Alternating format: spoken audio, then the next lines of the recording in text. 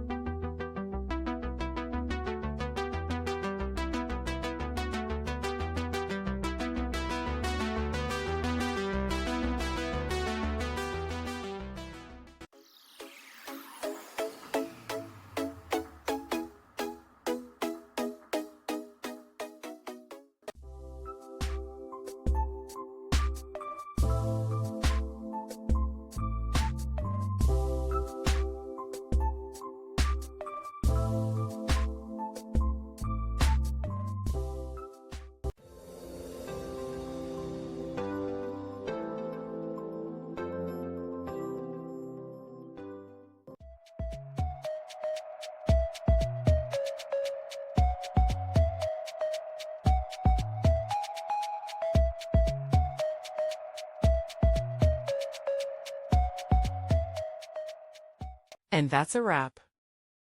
I hope you found the answer you were looking for. If you did, take a second to hit that subscribe button. It really helps out. And let me know in the comments which solution worked best for you. See you next time in the debug zone.